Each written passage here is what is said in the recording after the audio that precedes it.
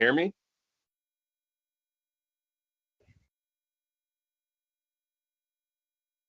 Hello, my fellow foam flinging enthusiasts. It is Andrew, aka Dart Sweep, and welcome to another fun foam flinging filled episode of the Foam Zone. Want to thank everyone for joining us this evening. I am currently still in the process of recovering from all the mayhem that was at Maryland Mayhem a couple of weeks ago. But I would like to thank everyone that was able to participate in whatever capacity. If you were able to actually attend, if you were a sponsor, if you were a vendor, a donor, a volunteer, just anyone that was involved or had an opportunity to come join us on Mother's Day weekend for Maryland Mayhem 2025. I just want to say thank you so much. I think everyone had a great time. And we are definitely looking forward to continuing the mayhem going into next year, which we'll talk about at some point as well. But special thanks to all my brothers in foam, as I will call them, the Maryland Foam Alliance, specifically Boomstick Mods, Neil Overstreet, Cordell Warren, 703 Labs, and the Silent Partner, Just Ben Austin, those and Donut Cat, Richard Pelkey, aka Donut Cat. Those are the ones who really did all the heavy lifting behind the scenes. Again, special thanks to all the Maryland Foam Alliance team members out there, and all our wonderful field admins that volunteered as well. Specifically, shout out to Chris Glennon, Mag Devil, and Nick Nutty, aka they them, and Cowboy and Gunny. Really appreciate Adriel and Phil. I know I'm going to forget a bunch of people. Aiden, Matthew, thank you guys. Really appreciate all your support and help throughout the weekend. But not only that, we had volunteers that came from out of town and specifically just showed up not to attend the event, but to just help out. So that was absolutely fantastic. And again, we couldn't have done this without everyone's help and support wherever they were available to help out. And then again, of course, can't have an event without people actually attending. So thank you to everyone that was actually able to make it out. And again, it was on Mother's Day weekend. I'm just trying to comprehend the turnout that we potentially could have had if it was not on Mother's Day weekend. It was still pretty impressive, I want to say. Yeah.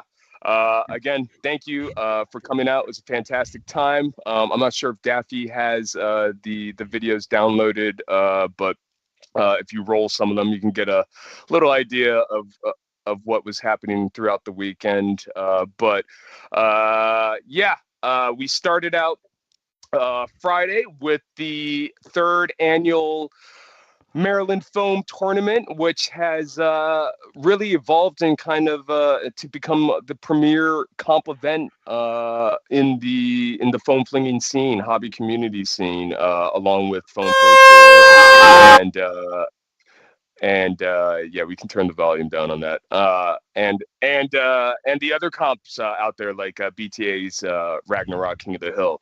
So I think again we are really kind of setting the foundation, establishing the base for something that ultimately could evolve into something much more. And I think that is the goal everyone is looking forward to. The competition was fierce. Congratulations to Space Whales, Orca Company, and Magic Smoke for placing podium again. Unfortunately, Nebula or Smog, the Nebula team, did not make it to podium this year, but we did have a new champion, which was really exciting to see. So congratulations to Space Whales on battles well fought, and of course Orca Company always working their way to get to the podium, and they'll get to first place at some point. And of course, Magic Smoke. Everyone, nothing needs to be said about Magic Smoke. Again, really awesome competition. It was exciting to see some teams I've never had an opportunity to see play. So Bone Guard up from New England was down, and Midnight Terrors from Nebraska was there. So that was great to see them compete, and of course all the other regulars that we've come to be familiar with: RPI Code Red, Flower City Fallout. The other Magic Smoke teams, Midnight from Ohio, Foam Rain, A-Team. The list goes on. I have not seen the level of competition played that it's reached this year. So I was extremely satisfied. Just generally speaking, throughout the whole weekend, I really do think this was the best Mayhem weekend that we've had since its inception, and that's saying a lot because I think they've all been a lot of fun, and we just continue to try to get better every year. And then, of course, the footage that you're seeing right now is the 11th hour blaster battle that happened on Saturday, coinciding with the BlasterCon, which was happening over on the other field. BlasterCon was amazing. It was over 30 vendors setting up, showing their talents, displaying their wares. Had everyone from Dart Zone, Paper Skeletons, 3D Printed Solid, Al the Geek, Bigfoot's Bazaar, and the Blaster Guys, Containment Crew. I mean, the caliber of vendors that were there. Again, I haven't seen this. I want to say the last time I kind of saw this caliber of convention really was arguably NWAR 2022 had a fantastic convention. So I was really happy about that. Like I said, the whole weekend was fantastic. It was a good weekend. I think I only got upset maybe once or twice, visibly upset, which in my book is a great day. So if you saw me huffing and puffing around in the corner or kicking something, I apologize, but it was an isolated incident.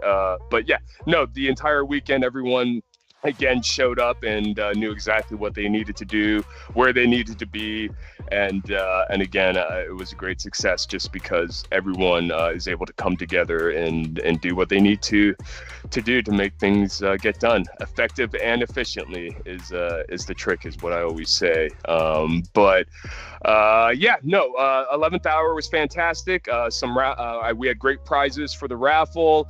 It was a lot of fun. Little scavenger hunt to get a raffle ticket, I think, was a great idea. And then, of course, the battle itself, the Mayhem, the 11th hour blaster battle Mayhem. Aside from Jarrett's epic Nerf war, I would really consider this to be the epic Nerf war, just because it's community and hobby hosted, and it's free. But yeah, just the Mayhem. If you've seen the footage of the amount of people that were on the field flinging foam all at once, was just absolutely incredible. And I had a fun time being able to shoot video and take photos. I didn't get a chance to play as much as I necessarily would have liked to, but maybe next year I'll get on the field. But no, a lot of fun and a lot of smiling faces. And again, the main goal is as long as everyone is having fun and being safe, can't really ask for much more. So. And then, of course, the main event was on Sunday, the UMBC HV Invitational. Fantastic run event. The mod team, admin team, UMBC HVZ team did an extraordinary job again this year, putting everything together. Again, you got to remember, students got work and school going on. Everyone's got life. It literally does take almost about a year to coordinate and put these things together. So it's always impressive to see the show that UMBC is able to provide everyone. And I was able to play the first couple missions, had a blast, spent the rest of the day grabbing photos and video, had a blast doing that. The weather was fantastic. Unfortunately, as some of you know, we did leave on kind of a bittersweet note of the news that UMBC is banning blasters on campus next year. Unfortunately, just due to their automated threat level detection system is what I'm understanding it to be, which, arguably is the right thing to do. But just for the moment, unfortunately, that will result in blasters being banned from campus. Not necessarily the end of the club itself, but definitely some reshuffling and reconfiguration and considerations are being discussed now on how to proceed. But I can say, and we'll talk a little bit about this going as we go on in the show, but I can guarantee, don't fret. The Mayhem will be back. We are already talking, building a team for the HVZ portion, whether that be on a different campus, off campus, somewhere else. But we will be able to provide the Mayhem, hopefully in its fullest capacity. And we're super excited to actually be able to hopefully provide another opportunity for invitationals. Take an example from and see what we can do to continue to grow. So super excited. The Mayhem will be back, but like I said, we will talk about that later. But yeah, I meant to get my tablet in and check the comments. I should do that now because I can't see what's going on, but I'll get that loaded up. But if you had a chance to attend Mayhem this weekend, first of all, thank you. But I am curious, what was your favorite parts? What did you enjoy? What did you not enjoy? What did you want more of, less of?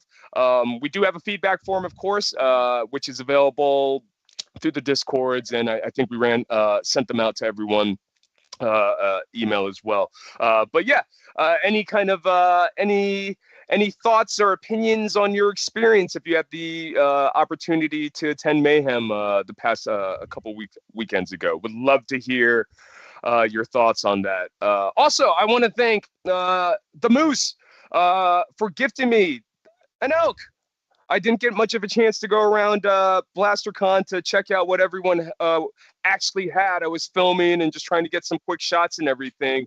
But the one thing I did get away with was this elk that the Moose gifted me, which was awesome. And I can tell you, yeah, it's just absolutely gorgeous. It almost feels injection molded. The print quality, it's got to be a bamboo or something. At some points you can't even tell, but and this is a toy, by the way, just so you know. And just the quality of the mag prints, it's I mean, who needs to buy Worker or Dart Zone mini mags when you can have this kind of print quality and just overall quality? But I fired this thing's hitting like over 200, so it is super spicy. Not I think it's a little OP for the Zeds, so we won't be taking that to the next HVZ event, but I will be running it at our locals PvP events. But yeah, thank you, the Moose, for that. Also, it was great to see all the other blasters that were there. I think the Greg obviously was one of the big showstoppers. Evan came down to show off the Greg, so it was very cool to meet Evan and talk shop with the Moose and all those guys. I don't want to promote maxing out firepower, but there was some pretty impressive numbers that were going on that we may have to keep top secrets for the sake and safety of the hobby. But yeah, that was fun to see. Of course, Dart Zone was there showing off their new summer wares.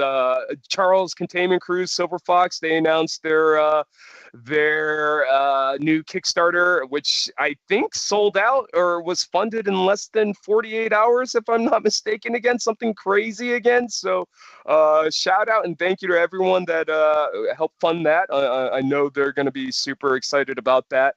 I'm just trying to think. Blaster guys, they debuted there. They were selling darts. They're going to be your kind of middleman, I think, to get ammo and darts and things like that from vendors, especially with everything going on.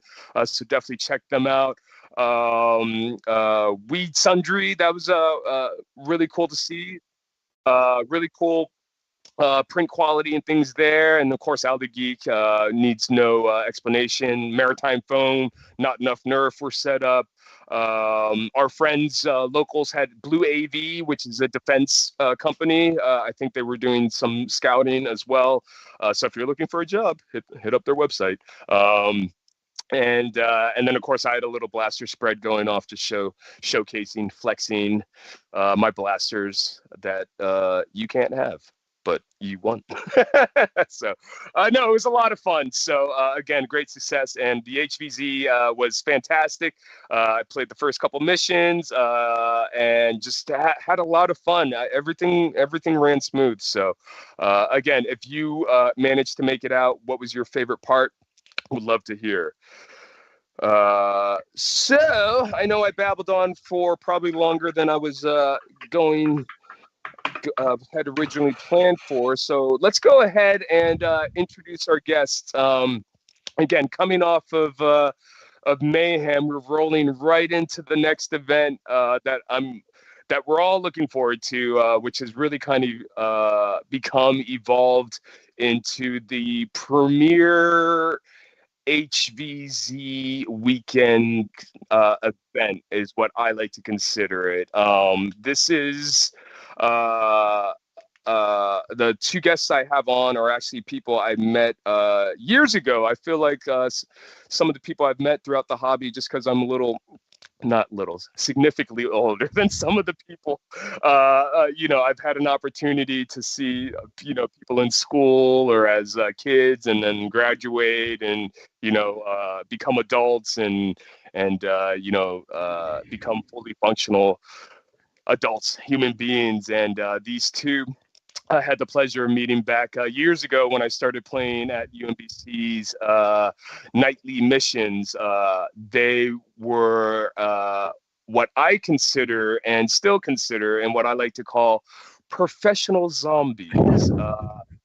I think you may have heard UMBC specifically is known for its caliber and quality of sneaky, tactful, aggressive zombies there. So when I met these two and played HVZ at these missions, I always had to make sure to keep not one, not two, but got to make sure you swivel and stay alert at all times. And these guys, these people are definitely some of my favorite zombies. And every time we would bring people to events that had never played before, I would point out, all right, you see them right there. You got to watch out for them, and them. They are the most dangerous zombies. So in lieu of just having Mayhem and Survival Fest coming up, I thought it'd be appropriate, and I've been wanting to do this for a while, but to bring on some professional zombies onto the stream, onto the show. And again, if this is your first time joining the Foam Zone is a bi-weekly live streaming show where we invite anyone that is involved throughout the foam flinging hobby or community, whether it be designers, club admins, owners, players, comp players, or in this case, professional zombies. Just anyone that has any passion for the foam flinging hobby. We like to have them, invite them onto the show and just share the passion we have. So if that's something you're interested in, please reach out to us. We'd love to have you on. The list has gotten significantly long of who I want to have on. So, but there's always room for more. So if you're interested in joining and being on the show, we'd love to have you. Hit me up. Also, friendly reminder, please give us a thumbs up, hit that subscribe button. The website is currently under construction, as you know. I'm trying to confirm kind of what the login credentials and everything for recovery is. I know there was some issues regarding that. But I promise you, we are diligently constructing the website in the background to get it to where it needs to be so everyone can register, be able to connect, find where your local clubs or create a club, and be able to connect and have the resources to get together and fling foam. If you guys want to know what it looks like or have an idea if its function, go check out the World Beyblade Organization, WBO.com, and look at their site, give you an indication of kind of what we're looking at, kind of central hub to get everyone together. But just to give you an idea, check that out. And if you haven't tried Beyblades, you should. It's fun. And join us. But yes, I would like to bring our guests out for this evening. Like I said, I had the pleasure of meeting them when they were wee little lads and students in academia, trying to get their degree, but at the same time taking out the humans as they led the zombie hordes throughout the UMBC HBC missions, whether it be at the week-longs or their nightly missions or at the invitationals. Great people, and one of them is now one of the mod teams on Survival Fest, so we'll be talking about the upcoming event and providing information regarding that as well. So without further ado, the anticipation, let's do it. I'd like to bring on our good friends from the Zombie Intelligence Agency. Really, that's what we'll be talking about, is the Zombie Intelligence Agency. But Kyle and Pat, how are you guys? Hello! How's it going, everybody? Happy to be here. Awesome. Likewise. Awesome. I'm super excited to have you guys. I feel like we've had shared many a tacos in the parking lot in the past.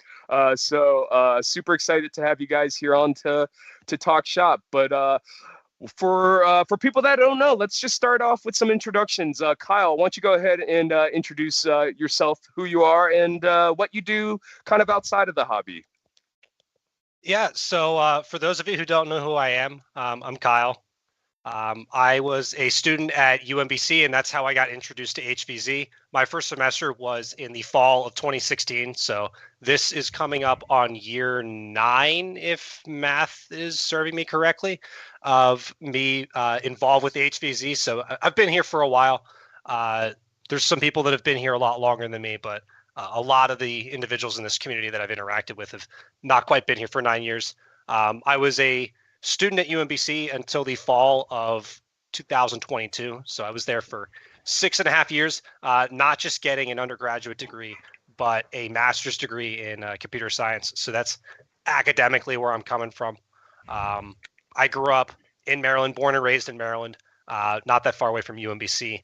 However, after I wrapped up college, moved away for the work life. So I live about an hour and a half to 2 hours away from UMBC now, still in the state of Maryland, in a weird little corner that people don't always realize exists, Southern Maryland, but not the Eastern Shore.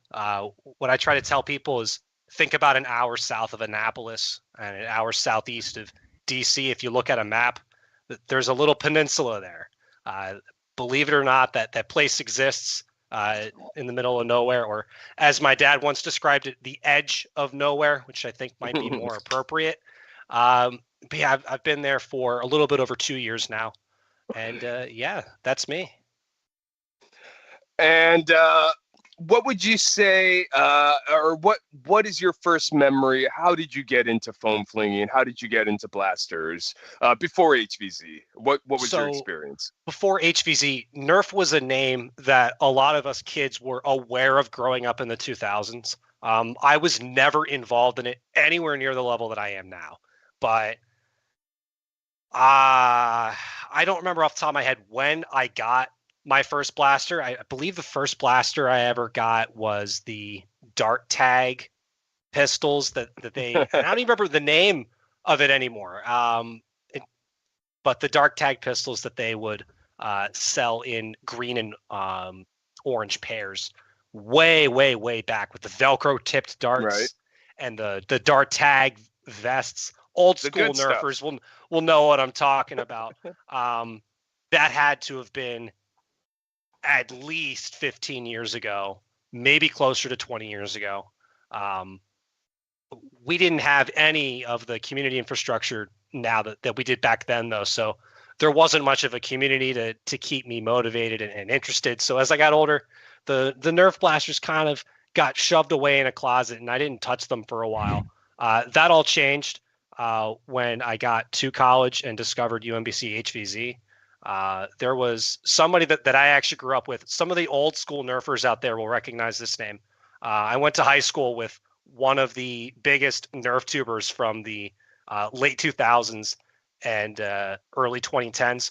Christopher Cox, C.A. Cox 97 was the name that he went by back in the day. He hasn't made a Nerf video in about 10 years now because when he graduated high school, he moved to LA and pursued making horror films full time. And as far as I know, he's had some good success with that.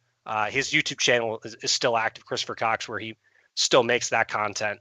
But when I got to UMBC, I discovered UMBC HVZ at their like orientation events that they were doing on campus for new students. Involvement Fest specifically is the name of a kind of a fair that they have on campus at the beginning of every semester. Saw their booth, signed up for their email list to get information about that. And then I lived across the hall from somebody who went to their first mission of the year. It was like, oh yeah, I went to this thing, Humans versus Zombies. This was really fun. You should come show up.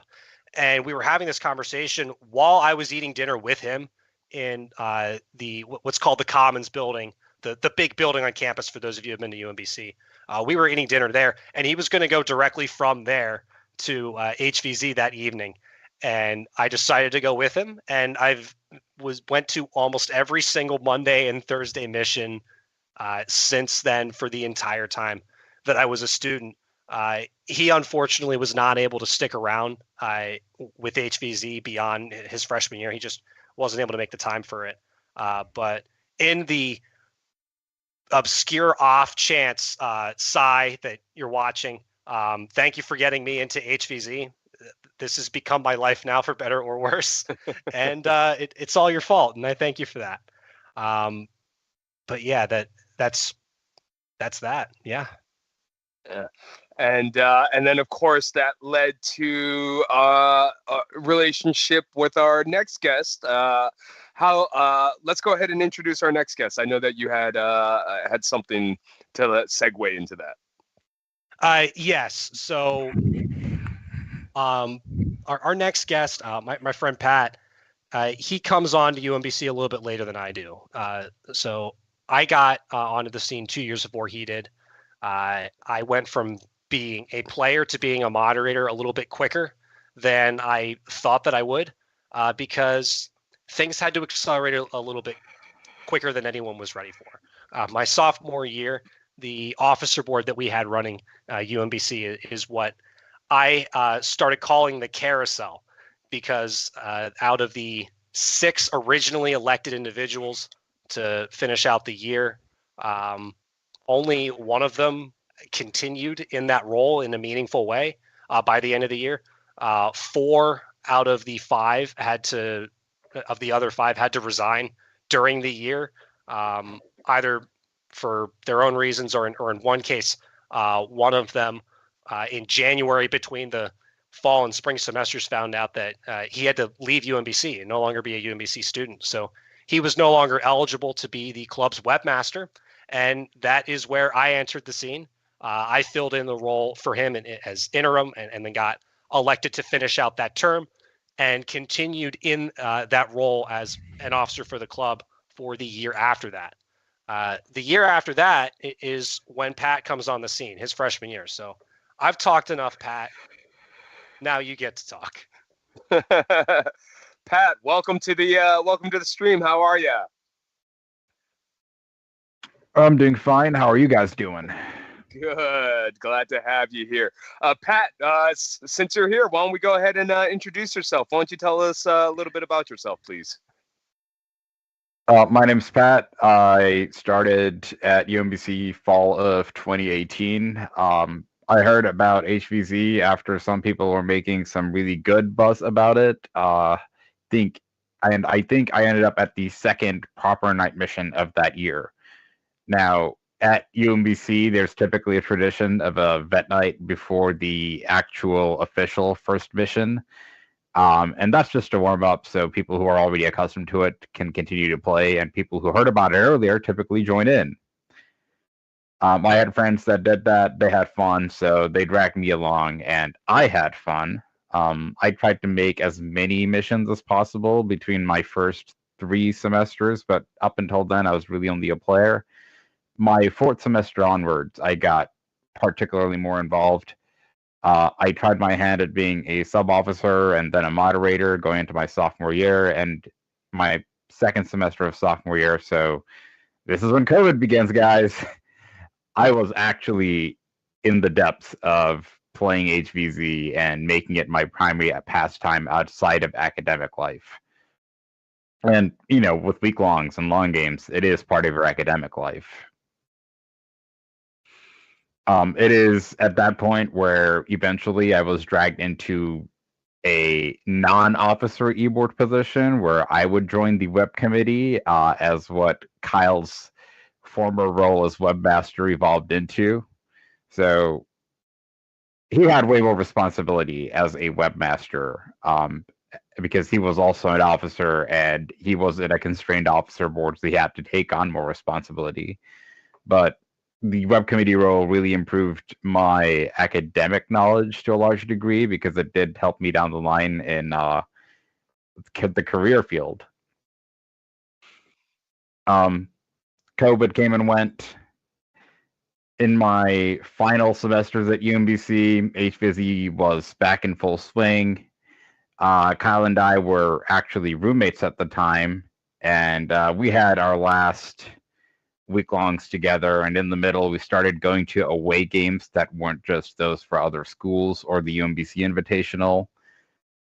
This was also around the time when we had the Proto Maryland Mayhem, where, the 2022 Invitational happened, and then there was a second day where a lot of people had plans, but those plans are out the window. I'm not going to say why. But you guys came to the rescue. You guys had the 11th hour blaster battle set up, and you guys had an amazing time setting up a casual PvP scene. And, that birthed a lot more ideas down the line. This is also the year where both the what is now the MDFA and a large section of UMBC students went to Envor together.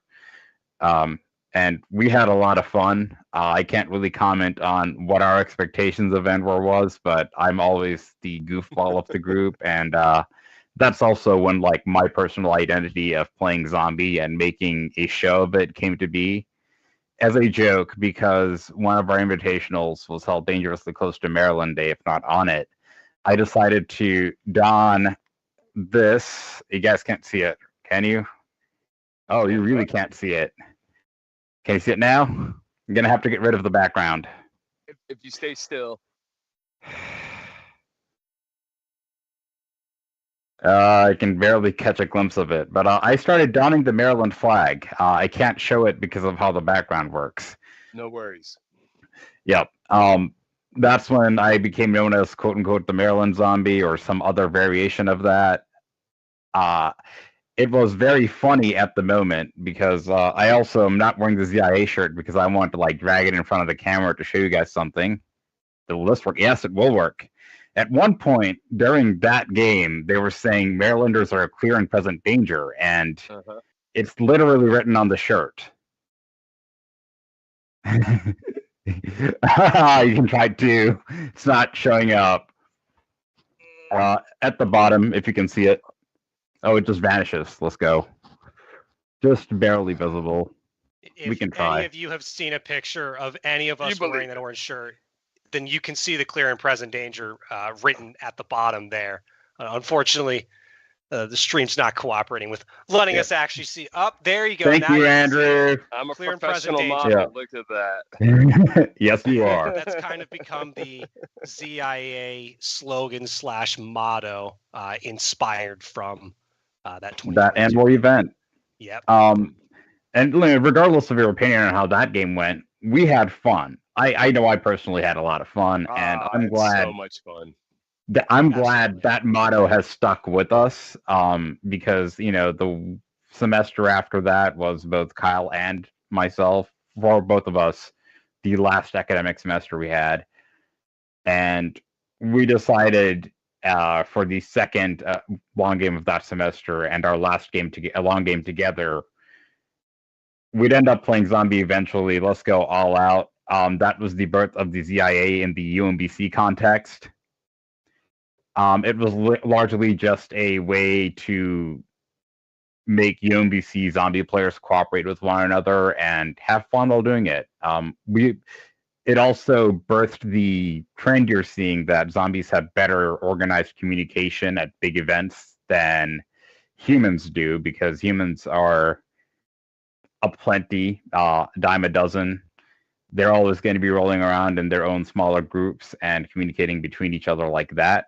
Zombies, meanwhile, usually have a couple of pack leaders, and they communicate using those pack leaders, more akin to how medics at large event now communicate. All of that gradually just started out of the Z.I.A Discord server, which is now primarily a UMBC thing known as WISE, the week-long information sharing symposium.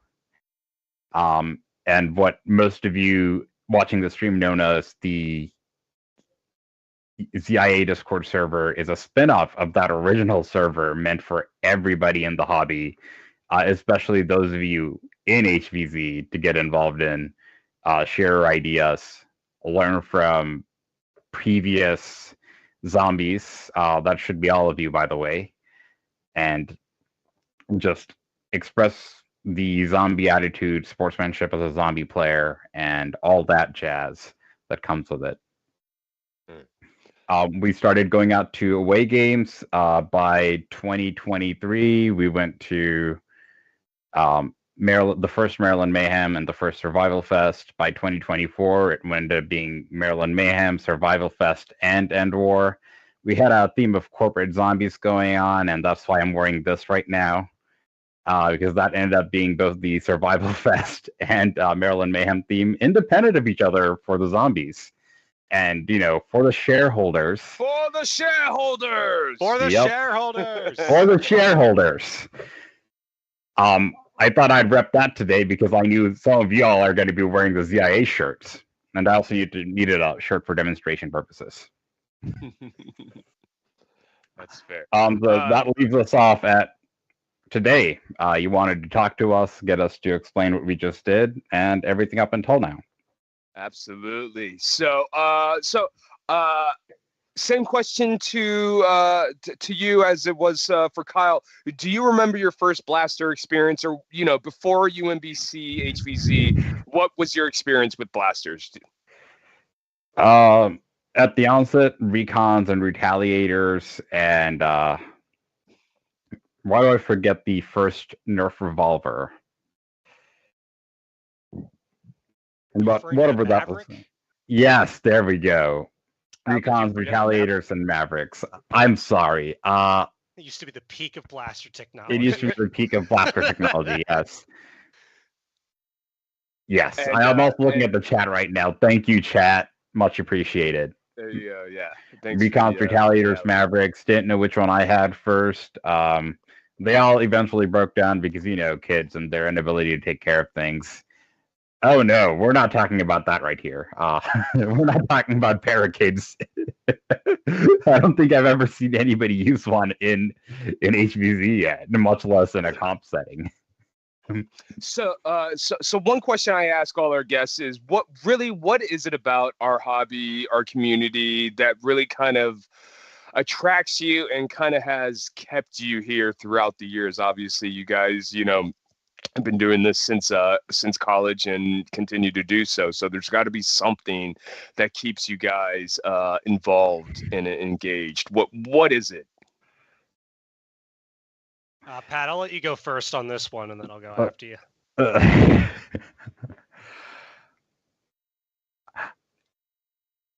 I'm at a crossroads of what kind of answers I want to give right here because in reality, it's the fact that this hobby can be really goofy. Yeah. Ultimately, just that it like there is a tower of goofiness, and this hobby allows you to climb that tower faster Hmm. than anything else I've seen, and that is ultimately one of the things I try to strive for in life. Just having as much goofy behavior around me as possible because life can be serious, life can be tough, there can be so much going wrong, but having a hobby that lightens the mood, brightens your day, and being able to keep that hobby that way is ultimately why I'm involved and why I largely like play zombie a lot because people there aren't always a lot of people willing to start zombie, but having somebody to rely on every now and then is beneficial for everybody involved.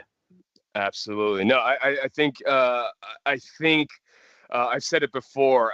There's only so much flexing, and there's only so much seriousness you can take when, essentially, at the end of the day, you're running around playing with kids' toys. As All right, much don't fun get the as it is. Greg. Don't get the Greg out though. As much Uh-oh. fun as it is to push the limits, and as we move comp into into this competitive space, where it's inching more towards airsoft and paintball, but trying to keep it separate at the same time. Yeah, I mean, at the end of the day, and again, I think this is why people come to events, is to have a good time, and essentially, you don't need to pretend or put on this persona of being tough or whatever. It's literally everyone is there to be goofy, have a fun time, nerd out, and serve no judgment. And I think that is for me, that is a huge appeal. So, what about you, Kyle? So I would break this into two categories. The second one having a significantly more impact on what's keeping me around than the first. The first being it is a thing that grounds me continuing to keep myself healthy and physically exercising because it's a thing that I am working towards. It is a thing that I am pursuing of I want to continue to be in shape so that I can be at my best performance level for whatever the next HVZ game is.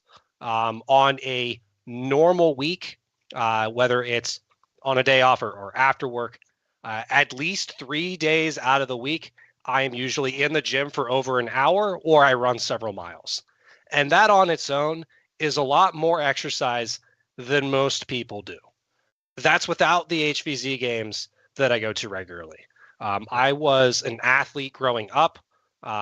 Main sport that I was involved in was cross country running in high school. Didn't continue that into the collegiate level, but that attitude has kind of still carried with me in life of wanting to be active, wanting to be doing athletic things, wanting to be in good shape.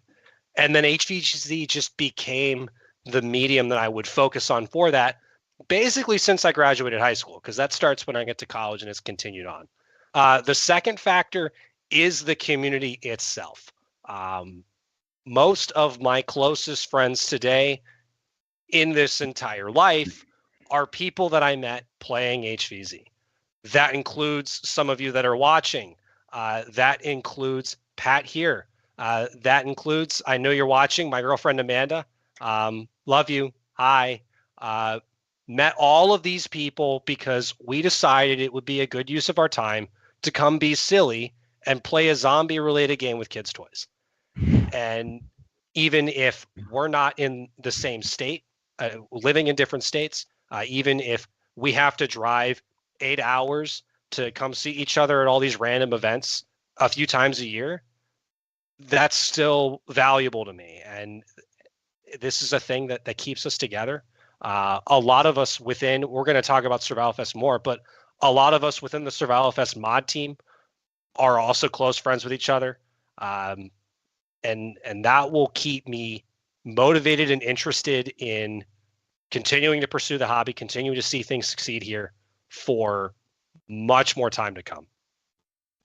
Absolutely, and I think you kind of hit it the nail on the head, especially when it comes to these large events and hosting these large events, finding and well, first of all, being wanting to be able to provide an experience for a group of people that want to be silly and just have fun is one thing, but really finding a group of people, a team that you can work with to hit that common goal of being able to provide that experience, but just in general being able to come together and have fun and just be able to be yourself and have a good time transcends clearly time itself.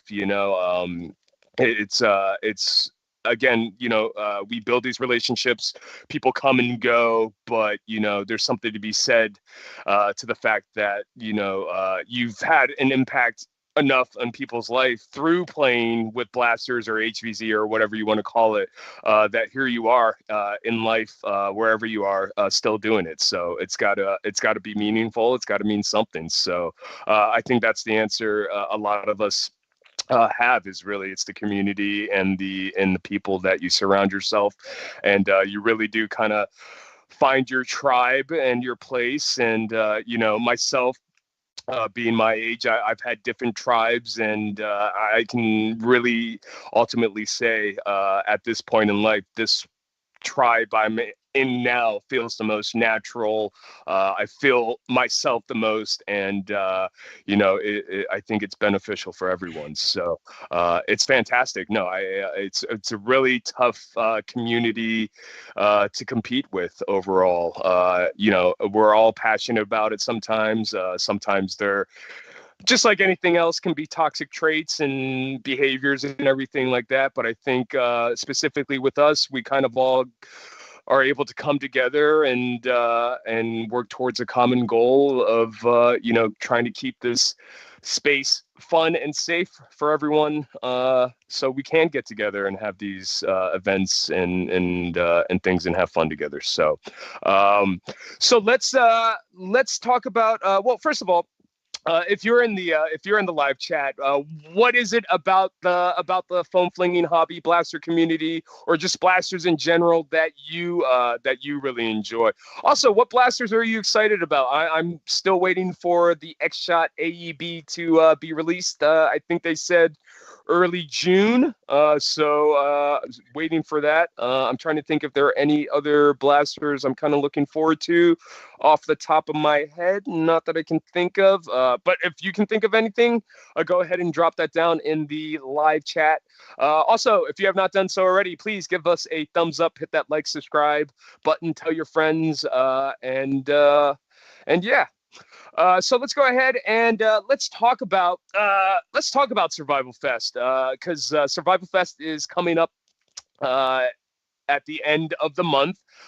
This is going to be what? Was it a third year it's going into now? This is the third year for Survival Fest, yes. Unbelievable how time flies. So I actually had the pleasure of sponsoring and participating in some capacity with the first Survival Fest, and then we attended last year as the Maryland Foam Alliance. Myself, Boomstick Mods, and Donut, and Glenifer and Gunny came down, had a blast.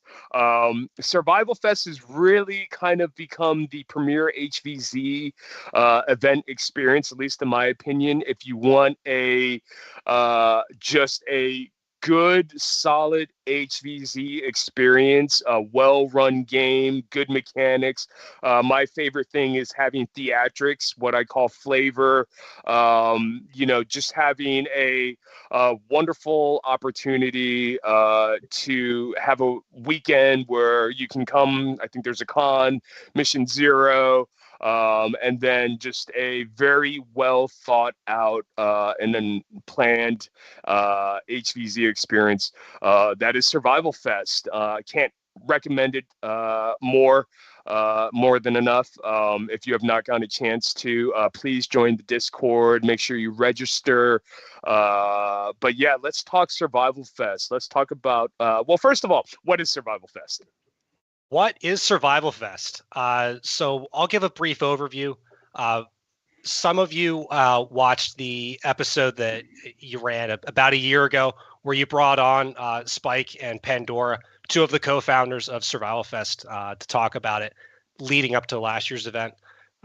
They spoke to what the intentions were for Survival Fest and the origin story and all that. I don't want to rehash what they said. I think they spoke to it a lot better than I could, and I would recommend you go watch that episode after we wrap up tonight for that context. But in terms of what it represents, Survival Fest this year is a 3-day event of HVZ. So unlike Maryland Mayhem and End War, two of the other major Nerf events on the East Coast, it's combining humans versus zombies with the competitive scene, which I think is very interesting. I've been part of supporting the Maryland Foam Tournament all 3 years. But for Survival Fest, it's just about HVZ. It's just 3 days of HVZ. So we're going to start off on Friday with Mission 0, which is essentially a warm-up mission. We reset the game after that. And before Mission 0 will be a convention where we'll have different vendors, including myself and Pat with the Zombie Intelligence Agency. From there, we will lead into main missions and side missions on Saturday and Sunday, continuing on until, if you want to put the schedule up if you haven't already, I can't remember off the top of my head when we said we're going to cut off the final mission on Sunday. But we've got 5 main missions planned for you on Saturday and Sunday with some side mission gameplay in between them. The side missions are kind of a new thing. They weren't a thing in last year's Survival Fest, at least. There was just side gameplay going on with, go find these dossiers on campus if you want. But this year we actually have sanctioned objectives that are not part of the main story, but are still part of the game as an optional thing to participate in. The main missions is where we're expecting most of the participation to actually come from. And then once we wrap up finale, we're going to have closing remarks and a full campus dart sweep to keep Ohio University cleaned up. That's another thing that I should have mentioned at the beginning. For those of you who were familiar with Survival Fest in previous years, we've actually been at a different campus all 3 years now. So the first year when it was called Pennsylvania Survival Fest, we were at Mount Aloysius College in the small town of Crescent, Pennsylvania, a short drive away from Altoona, Pennsylvania, which for those of you who don't know Pennsylvania geography, you don't understand any of the names I just threw out, and that's fine. Last year, we were able to have Survival Fest at Penn State University, University Park campus, which is a place more of you are probably familiar with. And this year, instead, we will be at Ohio University, the home of the original End War. I believe the first 2 years of End War, not just the first year. We're bringing large-scale HVZ back to Ohio University in Athens, Ohio, which is about, I want to say 45 minutes southeast of Columbus, Ohio, for those of you who are not super familiar with Ohio geography. But it should be a great weekend. I am so looking forward to it. You saw the schedule of the missions up. There's a few of them that I'm particularly excited for, which we can speak to a little bit later with some information that we're actually going to drop tonight here on Foam Zone about the game that has not been released yet. But yeah, that's Survival Fest. Yeah, we've got nice. a mod team that mixes together perspectives from a lot of different backgrounds. So I believe for this year we have 22 moderators on the team. Wow. It's been it was close to that number last year. I want to say it was maybe like 19 or 20, and the year before it was a little bit less than that.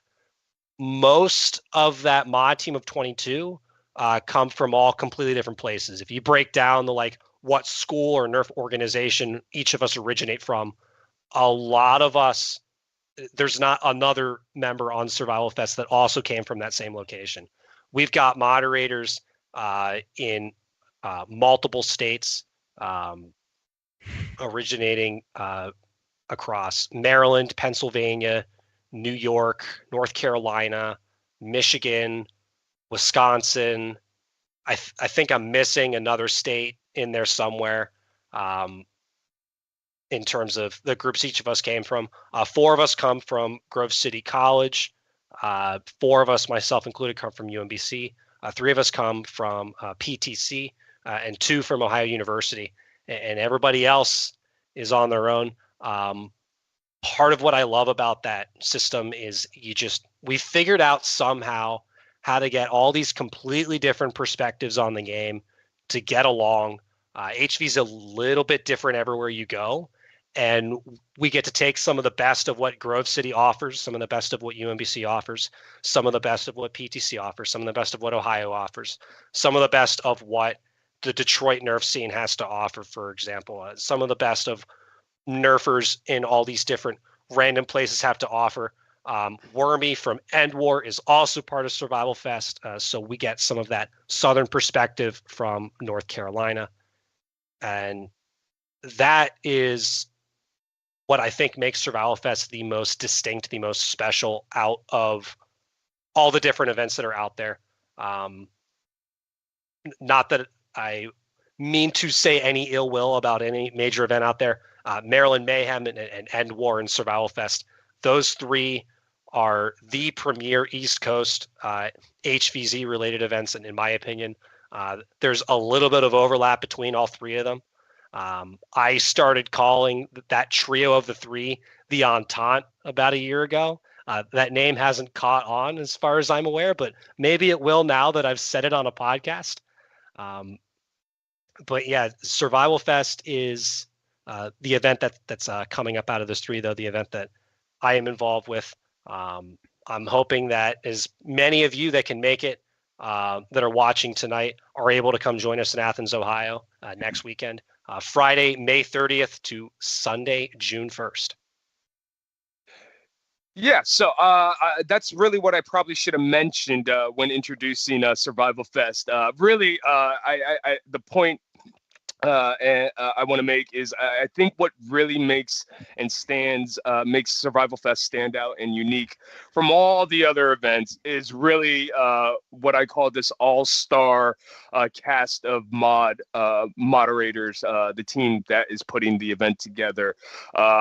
They have a very long resume of experience of putting HVZ events and missions together. And somehow, I know, just at least from my experience, 22 people working together is way too many people, way too many cooks in the kitchen. I don't know how you guys are able to manage it, but somehow you guys do every single year. And it's absolutely fantastic. Again, Survival Fest, premier HVZ event. You guys have a con that's going to be happening on Friday. It sounds like from 10 to 4. Maryland Foam Alliance will be there. We'll talk about maybe if you have the list of the other vendors, who else will be there. But then again, I think having the HVZ event where you're able to have special zombies and use specialty ammos to take care of those zombies. If that's the kind of experience you're looking for, again, depending which event you go to, UMBC doesn't really have specials, or their game mechanics are extremely good, but they're not getting dressed up in full blown out costumes and having a script and things like that. So again, kind of this premier HVZ event that's consisted of an all-star team of very well experienced HVZ moderators is really kind of what separates Survival Fest from all the other large scale events. And again, not to discredit any of the other ones, but if you are looking for a very, very polished and good HVZ experience, definitely go out to that. Another reason I think Survival Fest is great compared to some other events is because there is opportunities for new players that have never experienced HVZ to get their feet wet, get a little wet behind the ears, whether it be in Mission 0 or Mission 1. Typically they have a group of noobs, if you want to call it, that will be able to get their feet wet, which I'm always a huge fan of, being able to if you spend two weeks, a month, or however long to get your loadout ready, and then you show up to an event, and then you get taken out in the first 5 seconds or 30 seconds, which I will say did happen at UMBC this year. I'm so sorry, Cowboy, to hear about that. But again, a testament to kind of the caliber of Zeds that you may find at UMBC campus sometimes. But I really do enjoy the fact that, specifically Survival Fest, if you've never played before, there is an opportunity for you to go there and have fun and get a little experience. But inevitably, we're all joining the horde anyways at the end, anyways, so it doesn't really matter. But yeah, so I can't speak highly enough of the mod team, Director Lasik, Spike, Pandora, Kelsey, and then kind of we'll get into the Z.I.A and kind of how this evolved into, a very, very scary zombie communications intel operation that you got going on. It's really impressive to actually see it in operation during UMBC Invitational this year. So, but yeah. Who are some of the vendors? I don't know. I haven't had a chance myself to look at all the details. I just popped into the Discord recently to start sharing some stuff. But who are some of the vendors? I know Pandora and Spike are in the chat. Who are some of the vendors that are going to be available on Friday if you're able to make it? I think it's from 10 to 4 before Mission Zero. Yeah, so vending is applications for vending are actually still open. So if you are coming to Survival Fest and have even considered vaguely about whether or not you'd want to get a table, it's not too late to sign up for that. Nice. And you should consider doing that because vending is still open. We are holding off on releasing the names of all the different vendors that will be attending until after that closes on Friday. I believe we're going to put an announcement about that out on Saturday or maybe a little bit later in the weekend. I can tell you that we, Zombie Intelligence Agency, will be vending there. I saw in chat Al the Geek mentioned that he will be vending at Survival Fest as well. And Maryland Foam Alliance will also be vending. A lot of the same people, for those of you who were at the convention last year, the Nittany Valley Sports Center with Penn State, a lot of the same people that vended last year will be returning. Not every single one of them, but a lot of them will be returning. So if there was a particular group that you enjoyed interacting with at last year's con and want to come talk to again, want to come get stuff again from this year, they will probably, not definitely, but probably be back.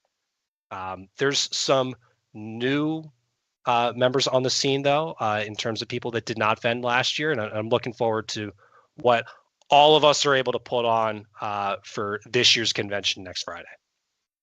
Very cool.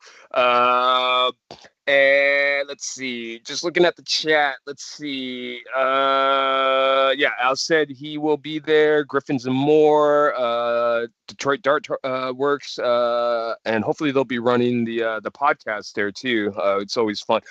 So I actually took photos of the convention last year, which I just posted today. I think they made their way to Facebook and are slowly making their way to Google. So if you have Facebook, check it out. You see everyone that was there last year.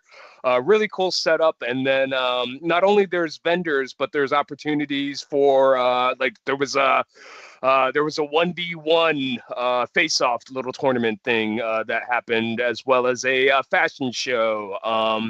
And I know there was a little field set up as well. Are those activities going to be happening again? Do you know?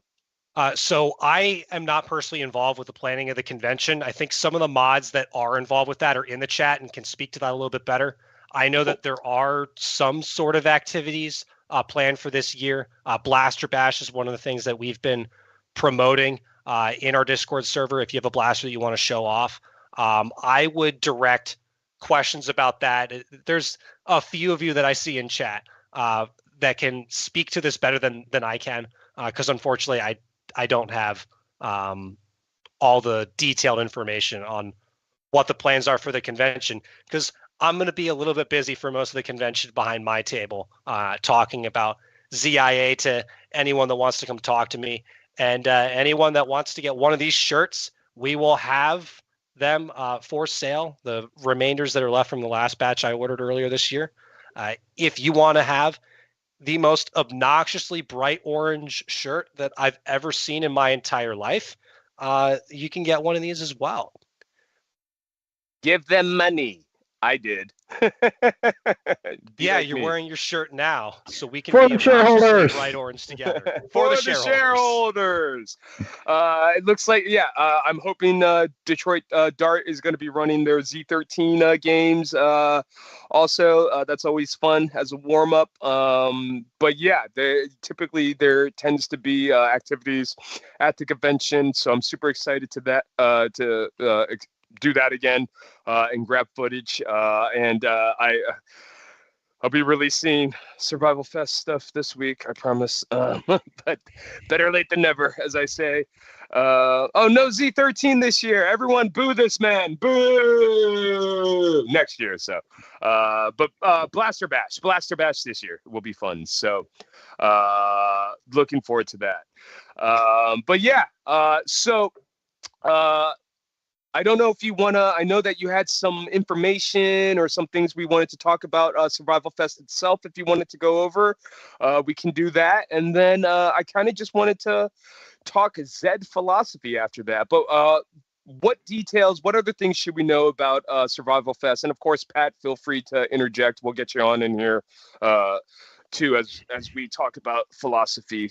But yeah, are there any other details and things people should know about Survival Fest? Yeah, so a few things I jotted down in my notes in terms of if you've played HVZ elsewhere, some of the big differences between Survival Fest and maybe other places you've seen. Stun timers, we do rolling stun timers where everybody respawns at the same time instead of you counting an internal timer in your head. And in order to respawn as a zombie, you have to be 30 feet away or break line of sight from all humans, unless you're using an instant respawn mechanic, which would include the boomer special that we have spelled out in our specials handbook. The respawn relays are coming back that we had last year from PTC. Another thing that, and this is going to be important with what the campus layout looks like at Athens, we are not going to allow play on stairs this year. We did a whole social post for our Mechanic Monday going over what the rules are with stairs because we would like to prevent injuries that can very easily happen on staircases. And there's some very large and steep staircases at Athens campus. So we've got those things.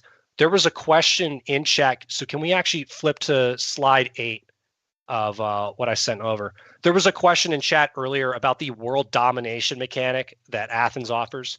So because we are at Ohio University, we are going to be using the same world domination mechanic that Ohio University uses for their games. There we go. So if you notice with this map here that we've included, the yellow dashed line enclosing the play area does not say game boundaries. It says mission boundaries because activities associated with sanctioned missions will not leave that yellow polygon. However, the game doesn't stop when you leave those yellow lines.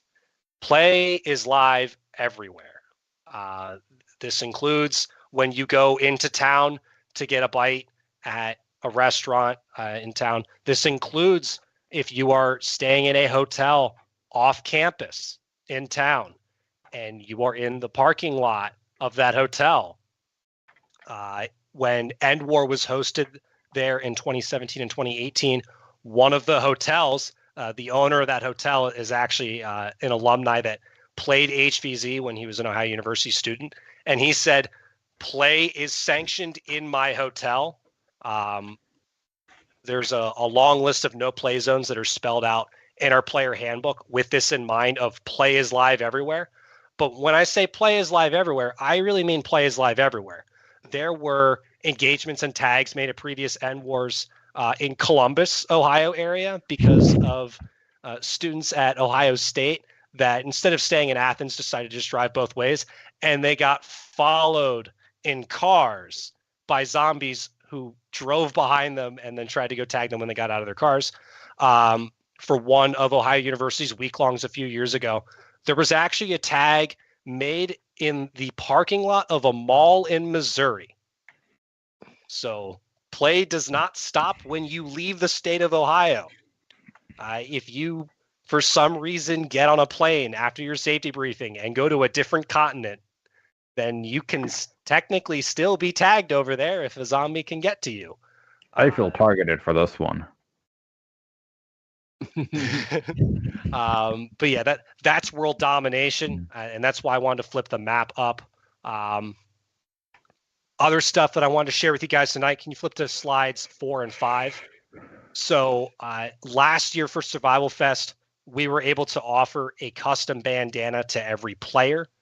We will be doing the same thing this year.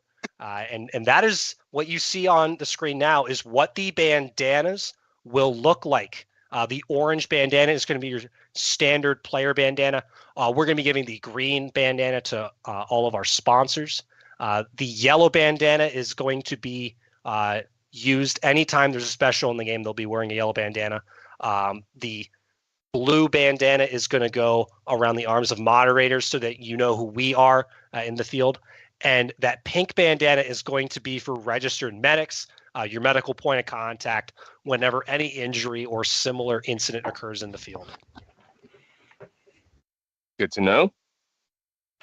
Yes. And one other thing that I want to highlight about the game, can you go to slide 7?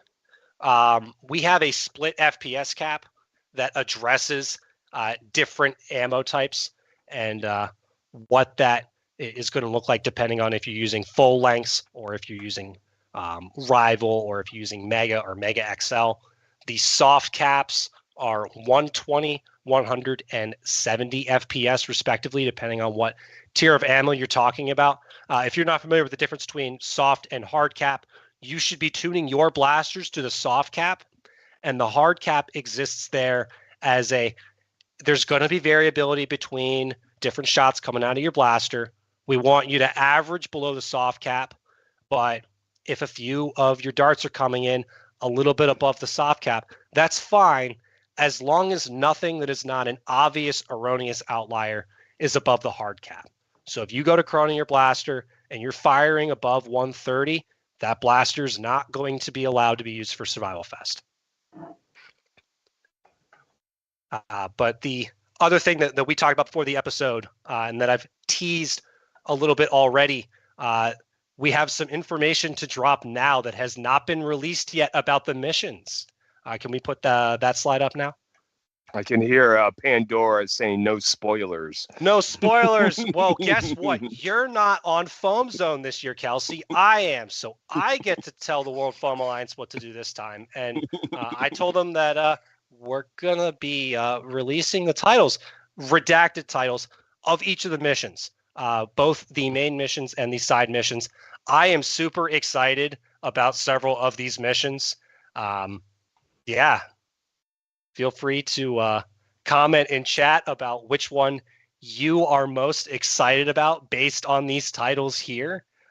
Mission 0 is probably one of my favorites, especially because we get to make a Hawk Tua joke out of it.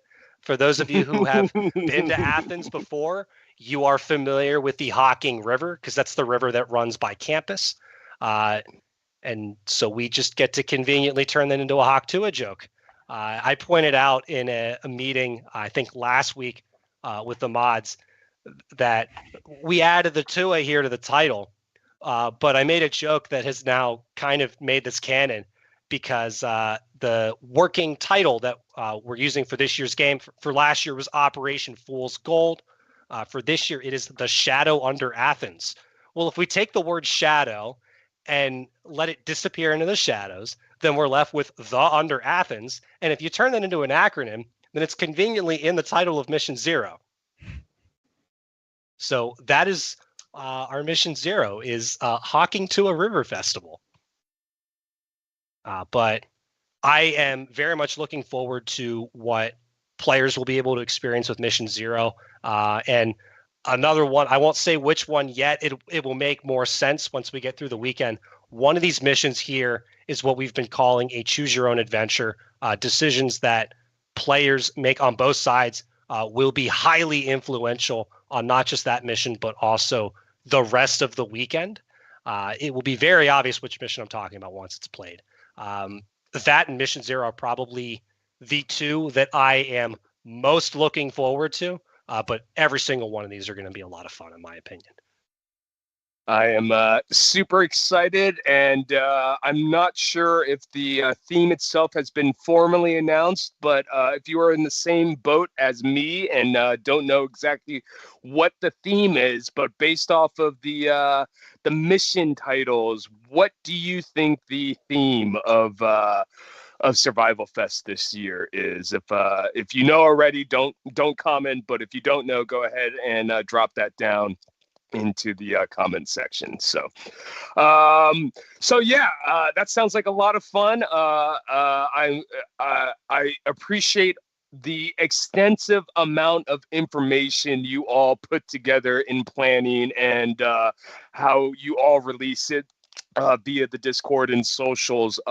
As an organizer, I know it's pretty much a full-time job to create the content and then get it out there. So again, another a thing that kind of separates Survival Fest is the amount of resources that you are able to provide people that are planning to attend or just interested in general. I think having that kind of information and resource available is extremely helpful and beneficial. And hopefully one day all events are going to be able to do that. So again, I think we took out a page out of your book were the booklets that you guys provided and things like that. So again, fantastic stuff.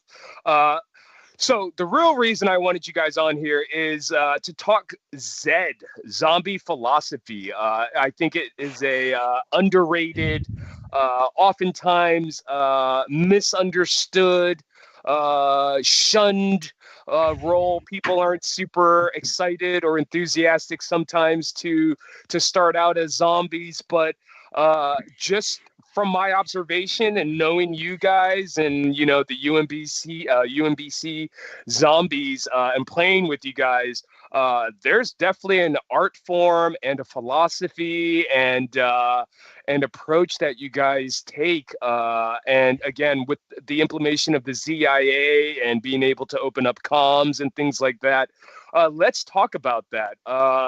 Let's talk about being a zombie, being a Zed. Why should you be a zombie? What is it about being a zombie? For me, I think it was a couple years ago, there was a UMBC night mission. And previous to that, I was playing humans. And of course, as a goal, when you first start playing HVZ, your goal is to survive as long as possible, run away, hide behind operation, get behind everyone else. And then, you try to survive as a human.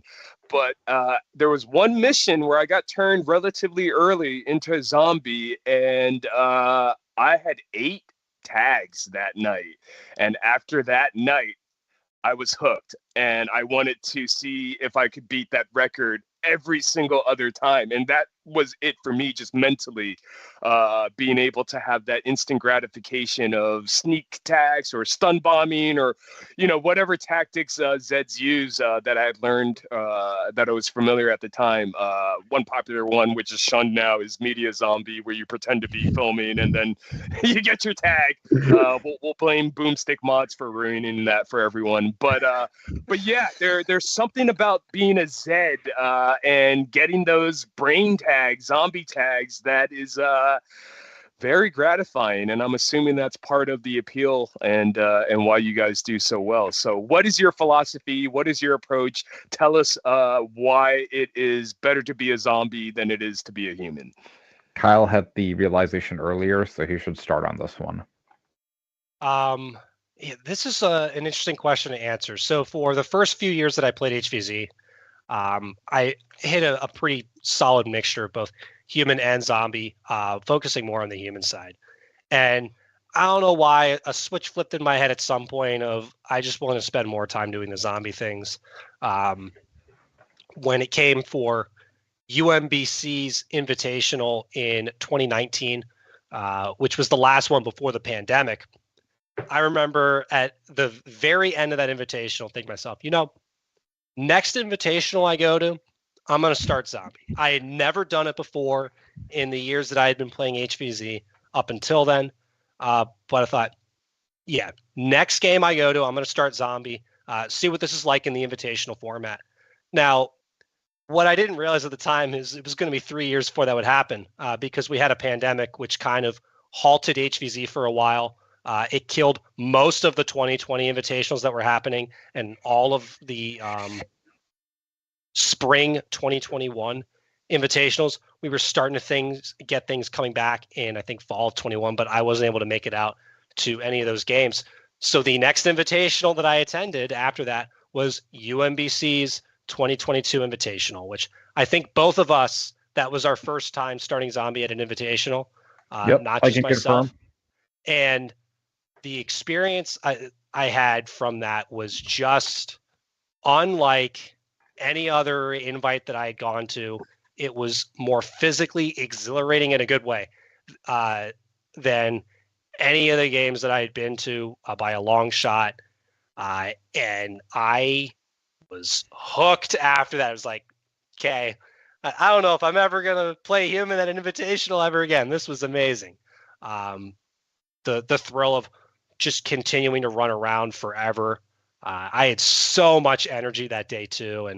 And the hills of UMBC, if you've been there before, those can tire you out real fast. And there was one point in the afternoon where we're running up the hill towards the water tower, and the zombie next to me that I'm passing by is like, man, I'm so tired. Why do we got to go up this hill? And just without skipping a beat, without blinking, I remember just running forward past him saying, this isn't a hill, it's a slight incline, and just continuing to rush forward up that hill. And hopefully that motivated some of the other zombies to get going up there. I've had a lot of fun diving into that, and when I can, making that fun as contagious for players as possible. That's always been one of the goals of the Z.I.A, is to not just make it more fun for us, but to make it more fun for everybody else. One of the coolest things that you get to be able to do as a horde leader is, after someone makes some cool tag, go up to that zombie and just scream about how that was a nice job, nice tag, give them a high five, and then turn to the player that they just tagged and shake their hand and say, congratulations, welcome to the winning team. Let's go tag the rest of the players. And I got some feedback from players at other events recently that process I just described there, especially for those new players getting added to the horde, has made a much greater difference on player morale than even I thought, by a long shot. Because getting tagged, I mean, you spoke about it earlier, especially if you're one of the first tags, getting tagged can be really annoying. It can be very upsetting. You came there to play with your blaster, right? And now you got to go put it down and go run around and just get hit by people all day. That might not be everyone's epitome of what fun looks like in HVZ, even if it is for Pat and I. But if you can keep spirits up high, if you can keep zombie morale up high, if you can make it obvious beyond a reasonable doubt that you are having, not just that you're having fun, but that you are having so much fun, and that you can just be silly about it, and that everyone else can have fun with you, it uplifts everybody. That is such a rewarding aspect of not just playing zombie, but being a zombie leader. You spoke to it earlier as professional zombie, which, hearing myself described that way, still feels almost wrong. But yeah, that aspect of things is definitely very interesting. A lot of HVZs, the conclusion of it is resulting in, we're all just going to become zombies anyway. So, I mean, why not just join the winning team to start off? Just start on the winning side to begin with, and then you get to be a winner all day. For real though, I don't expect everybody watching to be anywhere near as enthusiastic to the level that I am, to the level that Pat is about, we just want to go play zombie at games. But what I would recommend considering for some of these invitationals that you go to, pick one of them. Not every single one of them like I do, but pick one of them and say, I'm going to start zombie for this invitational. I want to see what this looks like from beginning to end. And any of you that have ever done this, I love every single one of you. Thank you for doing that. You make the experience better for everyone involved in the game by being someone that can start that snowball going, that can start that horde. But for those of you that haven't, pick one invitational. It doesn't have to be the next one you go to, but pick one invitational upcoming and say, I'm going to start zombie for this game just to see what it's like. Yeah. I think one thing, again, I think people are hesitant to start as zombies because in their eyes, there's really no incentive. You know, you said it, you kind of just run at people and get shot at all day. And why would you do that? Well, one, because you need zombies to play HVZ. But I think what is happening, which at least at UMBC and I think Survival Fest and hopefully other places, is that I'm starting to see incentives for zombies. So it's not only just a game for the humans to tag zombies, but there's goals and achievements and rewards that are set up for zombies to get. So really, there are two teams, and if you enjoy that play style, you've just added another element and challenge to the game, by adding these incentives and rewards. What are your thoughts on that? And then Pat, what about you? Why do you love playing zombie? Pat, I'll let you go first before we pivot this to a different question. Incentive-wise, there's the goal and rewards, but since Survival Fest is going to be a game that was started by Pennsylvania moderators, the zombies are going to have some perks. And part of that is literally just like when I have to go in and represent Z.I.A philosophy, there's going to be a matter of communicating and organizing those perks and placing them just perfectly so that people with these who can shoot down the specials can't get them as easily. And that will be a fun thing. Like, that actually lets me put my brain to use. That gamifies it in a way for me that I personally enjoy a lot. I like playing strategist, not necessarily grand strategist. There are levels to this. Whenever I'm playing as a tactician of like knowing the right time to call a charge and letting the zombies go at it. Aside from that, I'm primarily a morale zombie because not every game of HVZ has that element of gamification where zombies can complete some objective without tagging humans. There is not that asymmetry in completion, and I love being able to still empower zombies to do what they should be doing regardless. For Kyle, it is more so like the entire strategy of where he wants horde leaders, the hammer and anvil hordes and all that. And then there are even more veteran zombies like Kelsey, who's also a Survival Fest moderator, who's going to play Grand Strategist. And every game where that has been the case, I can tell that zombies have an edge by the halfway point. How visible that edge is really dependent on the moderators. But at that point, it's like kind of out of the player's hands in a way. But that tilt only happens because you have great zombie players who are trying to bring out the best in each other, not necessarily one party bringing out the best in others, but never having something brought out of them in turn. It's everybody's turning something good out of one another. The other thing is zombie philosophy places a lot more emphasis on communication and working together with a high barrier. I shouldn't say high barrier. With a high failure tolerance rate. That's the better way to phrase it. Because you can communicate and you can miscommunicate. I've had plenty of radio calls go wrong, but we only have to get humans once. And that kind of gameplay loop keeps zombies going, because if you're a zombie who's in the loop, you know that you'll get them eventually. And having a morale zombie pushing you to do that is ultimately what gets the horde rolling and snowballing faster and faster and faster. And if they're not snowballing as fast as you'd like, they will be snowballing soon enough. It's always a matter of when that snowballing occurs. It's never a matter of whether or not that snowballing will occur. Right, right. Well, Yeah. again, I think having challenges and incentives and, creating another side of the game for the zombies, it really is kind of beneficial and, taking the game to another level. What are your thoughts on that, and what would you like to see more of to get zombies and starting zombies involved? So Pat, you tied together both of the questions that Andrew just asked before pretty well, of what makes zombie interesting and what he was saying about the incentives and all that. Incentives wasn't maybe the word that I would have used to describe what you're talking about, but the cool shinies, as we've sometimes called them, that zombies get to experience. Sometimes Of they're what literally is shining. They're like sometimes about they're as literally bright orange shining. as Yeah. the shirts we wear. Yes, the motivation behind some of those game mechanics that you're seeing. I mean, part of what has led to that is HVZ as a game has evolved. For the older school HVZ players out there, you'll remember days when we didn't send zombies out with a lot of perks and a lot of specials, at least not anywhere near as much as we do now.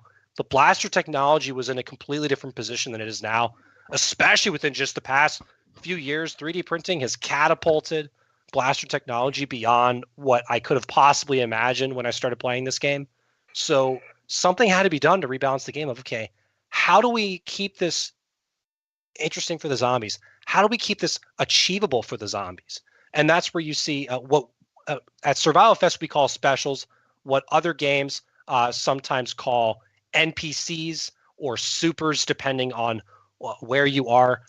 Those mod mechanics that interact with humans and zombies in different ways, and also perks being given directly to the zombies in the form of whether it's a shield or whether it's an ammo resistance vest, as we're going to be featuring at Survival Fest this year, or whether it is a pool noodle to extend the reach of a zombie, stuff like that.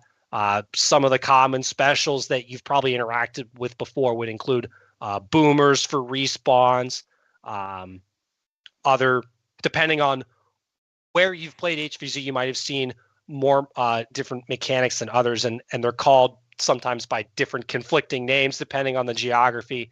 But one of the specials that we have this year for Survival Fest is called a tank, not to be confused with what a tank is called in the Northeast and in North Carolina. But just this was actually based on a zombie, I think, at Ohio University that was crippled temporarily and still wanted to play. So rules were created to make it possible for someone to just walk around and have a shorter stun timer. But that will be something that can cause groups to split up because you have the zombie with a 3-second stun timer that can just keep walking up to you. So you better spread out. All that when you can tell zombies, hey, if you do this thing, then you get more access to perks, more access to specials. Yes, that's something that's going to incentivize zombie behavior. Or if you want zombies to, another incentive you can throw at zombies is if you want them to go after different groups instead of just focusing on one, then you can say, okay, if you get people from all these different groups, this is a zombie mission that UMBC has used at Maryland Mayhem for several years, that Survival Fest has used as well, of if you go tag these players, if you go tag these monster different groups, then you can get more of these perks, more access of these specials. That really is, and again, it looks a little bit different everywhere just because HVZ is a little bit different everywhere, but that's the incentives that you're talking about in terms of what that looks like. In terms of your question about what do I want to see for the future, as more and more minds spin on this game of what can we do with HVZ, new ideas will be derived of specials of different perks that can be given to zombies, keep things interesting. There's some specials in the specials handbook for this year's Survival Fest that I don't think have been at previous games because someone on the mod team just came up with it within the past few months. And hopefully that will continue to happen where we can see the game continue to evolve in terms of what those mechanics can look like. I'm hoping that player metas can evolve as well. I admittedly, and Pat, the two of us have to take a little bit of credit here for how we have changed zombie metas in terms of the games that we've gone to and what we've been able to do in the field with communications and leading zombies. It's been directly called out on some other podcasts in the hobby as well of, oh, Kyle with his radios ruined our plans because a scout zombie was able to tell the entire rest of the horde, hey, that human group is over there. And then we just send a squad to go murder that human group. And so they can't go do what they're doing anymore. That's not something that we used to see happen a lot in HVZ just because a lot of zombie hordes weren't as coordinated that way. And you're describing Pat and I as professional zombies, but there's enough new people that come onto the scene every year because this is a collegiate dominated hobby that someone's going to come up with ideas that are going to beat what Pat and I are coming up with or going to surpass what Pat and I are coming up with. And we want that to happen too. And we want that to happen. I want you guys to make us question, wait a minute, what was it that you guys just did? Oh, this is interesting. Yeah, it'll be far more exciting if we are not. Like I spoke about the tower of goofiness that HVZ allows you to climb. There's also like the tower of skill and strategy that allows you to climb. And there's a lot of logic, game theory, and gameplay loops associated with that. We want people to break it harder than we did when we started doing our shenanigans, because that's ultimately why the Z.I.A. was created. Like, we're not the end game. We are literally there to get you started, get you hooked. Keep climbing, soldier, because you're eventually going to find something even we missed. Yes, right. And we've already seen that happen. You rolled some footage earlier from Maryland Mayhem this year. So Pat and I started Zombie, and in addition to that, some of the comp players from Magic Smoke also started Zombie with us. And they did something that I don't think I ever would have come up with. But it was brilliant, and I would love to see what else we can do with this other games. They brought air horns and just said, okay, if you hear an air horn, that means charge. Guess what? We're going to standardize it for Z.I.A. now. Yeah. Ta-da! I went up to Pat at the end of that game and was like, we need to get some air horns for other games because this is really clever what they came up with. And we were never going to stumble upon this. Because one of the biggest challenges I think Pat and I have run into with these games is it just wears out our voice. If we're shouting, calling charges all day, that air horn is so much louder than we could ever be. And Pat and I are already very loud compared to a lot of other players in this community. It's part of the reason why we ended up being Z.I.A. founders instead of other people, because we had to call charges at UMBC and it was expected of us. It was quote unquote zombie responsibility somewhat. Right. Well, I can say from an observation perspective, because I think I was filming and taking photos when the horns were actually implemented. It's absolutely terrifying, like to hear, and then you know there's going to be a zombie horde charge coming at you, and then in the case of UMBC, if you're stuck in that unifier in that kill box down on that Erickson field, you're just trying to survive, and anything can happen. So again, what you guys mentioned the goofy, being goofy, and that's kind of part of the reason you enjoy the zombie aspect of it. But me calling you a pro zombie, the reason I do that is because I have had multiple experiences, unfortunately, of being the victim of your tags throughout our relationship, and it's the same people over and over again. It's you guys. What goes around comes Sarah, around. Yeah, so I mean, people that I've known to look out for.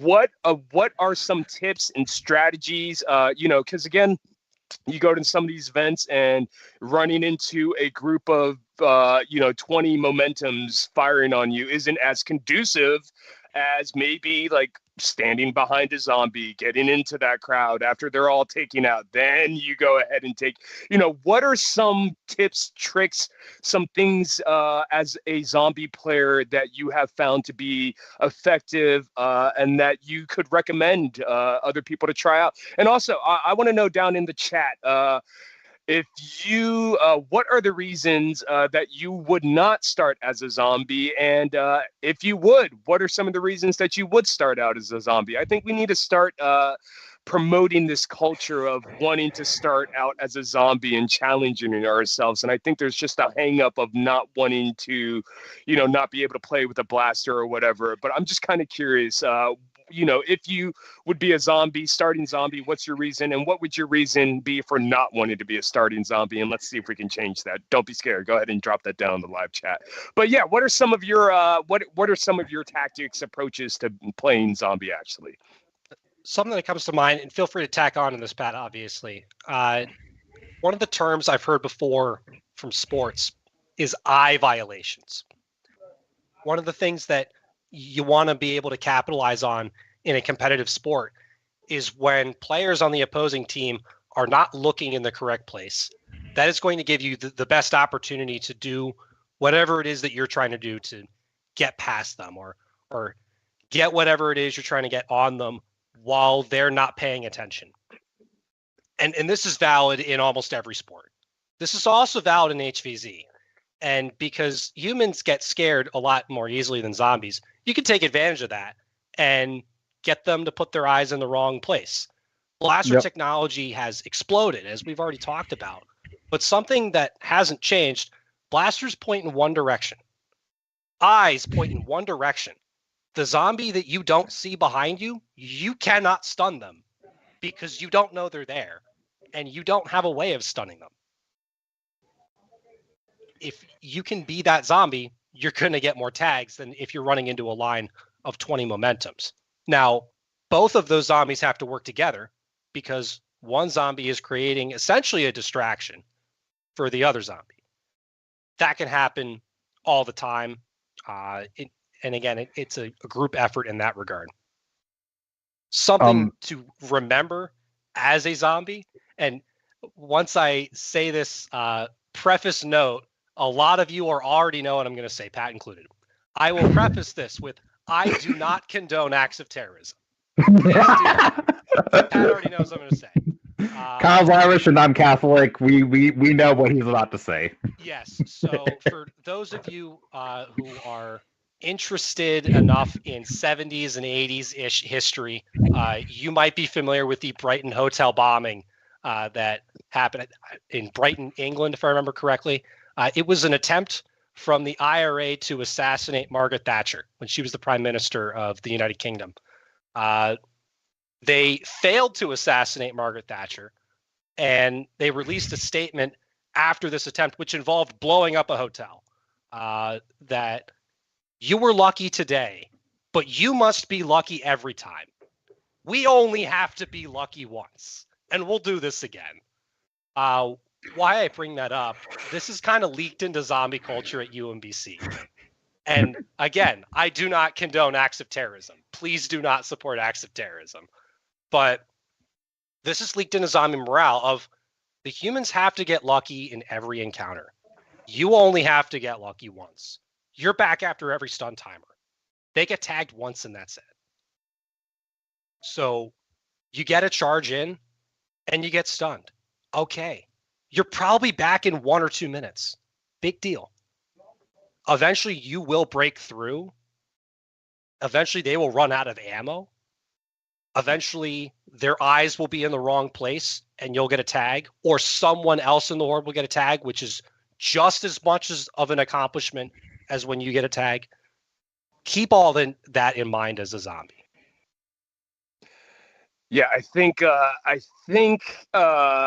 arguably there is something to be said. There is possibly more gameplay actually being played as a zombie than, doing the Lord of the Rings walk for however many hours to get where you are to do a hold and then ultimately just join the winning team in the end, the hordes. So yeah, I think that is a great way to look at it. Is you get an extreme amount of valuable gameplay and challenge that way that you don't get to experience if you were just walking around all day with the blaster and getting a few engagements here and there trying to survive the day. So, and again, there's nothing wrong with that. If that's what you're into and you enjoy that, that's great. But, I think there is something to be said about being a zombie and getting a lot of bang for your buck. And, the great thing about HVZ just in general is you don't even need a blaster. You literally can just show up and run away or throw socks or be a minimalist and try to survive. But again, at the end of the day, we're all playing with kids' toys and we're here to have fun. And you need zombies for the humans to tag. So I'm of the opinion that if you can play zombie and challenge yourself, definitely try it. As much fun as it is to play human, like I said, at some point after I realized, hey, this is pretty fun. This is a pretty fun experience from outside from carrying a blaster. Playing a Zed is a good time. So, Pat, what tips do you have playing a zombie? Again, I've been tagged by you way too many times. People need to hear the expertise of how you were able to accomplish that, because I pride myself on being pretty good, but not good enough apparently. So. A lot of what Kyle said, what I formerly said about the whole gameplay loop, being a morale zombie, or in the context I'm about to draw you into, more akin to a cheerleader of type. Because when I initially thought about sports comparisons to playing zombie, and oh, good night. Sorry about that. Mm-hmm. When I was mentioning the whole, Kyle mentioned the sports comparison. My initial thought was, you want to prey on the lack of awareness of humans. And to be like that, you don't always need to be the most athletic person. You don't always have to be the most intelligent zombie of the grand strategist or anything like that. There are two things you need to worry about. In a sports team, I probably watch soccer the most, so I'll go off of that. You have the people on the field, they're usually your starters, and they're going to be in the spotlight, and everybody's going to be fixated on them. They're going to be focused on their tactics. And one of my favorite plays involves using a predatory striker or a super sub who literally just watches for like the first half of the game for the most common errors made by the enemy team. Or the opposing team. I shouldn't really call the humans the enemy. They're going to join us soon. And ultimately, these are the guys that can strike in the goal. Now, playing zombie, unlike soccer, allows everybody to be the center of attention and everybody to be the predatory person. Everybody's functionally a predator. Everybody's out to get your brains. So everybody can functionally distract and prey upon the humans. And that's what you need to remember. Like, even on Hammer and Anvil tactics, where we're going to send out a large horde with a smaller ambushing horde that's coming around the corner, it doesn't matter who gets the tags. Either side can tag you just as easily. And essentially, they're just alternating distractions. Yeah, I mean, that's really what it comes down to, at least what I found in my experiences, being able to provide some kind of misdirection, whatever that may be, and then just tactfully, subtly make your way there and get those tags. And by the end of the day, the humans are not going to win. I always I always like the illusion that the humans are provided, that they may have a human victory, but we all ultimately know the zombies are going to win in the end, at least at at a good HVZ event, in my opinion. This is probably where my opinion actually might split from a lot of the Horde. I don't think that the zombies always need to come out on top and win for it to be a good HVZ. I do believe that the zombies need to be having fun throughout for it to be a good HVZ. That's fair. A pattern that is very strong at UMBC where I started is that every fall semester you're probably going to have for the night games, not long games, not the invitationals. Those are almost always zombie victories by virtue of just exponentiation and how the horde grows like that. Fall, you're gonna have zombies learn faster than the humans, and you're gonna see zombie victory rates anywhere from like 85 to 95% of the time. Spring semester rolls around, you're going to see both sides actually have a much better understanding of the game, and zombies will potentially lose some games, but I think that's okay because everybody has fun. At the end of the day, what matters is having fun. At big games, that directly correlates with zombie victories way more than it does at smaller games where the figuring out the numbers to moderate is just pure chaos theory because you can't rewrite missions between missions. But at the same time, you're going to have fun regardless if it is set up in a good way and your horde has the morale to continue until the end. And that's ultimately what the Z.I.A is about. It's about providing a reason to play zombie and have fun even when you don't think you will win, because that is actually a large part of how we were founded. Well said. Well said. I don't want to say that if it's a bad event if humans have a human victory. End War 2023 ended in a human victory, and it was an absolute blast. And again, I'm sad I wasn't there for it, but I'm glad you got to enjoy it. I'm also glad that they're it coming back correlates here for somewhat the with third my year, story. so they must be doing something right, So, there's I don't think people would be coming back to End War if it was not a fun time. So, and I will be attending. Looking forward to attending End War this year myself. And you should join the horde and start zombie with us. I just on the might. orange shirt with us. So I will say. So I will say for 2023 or 24, I forget which one it was.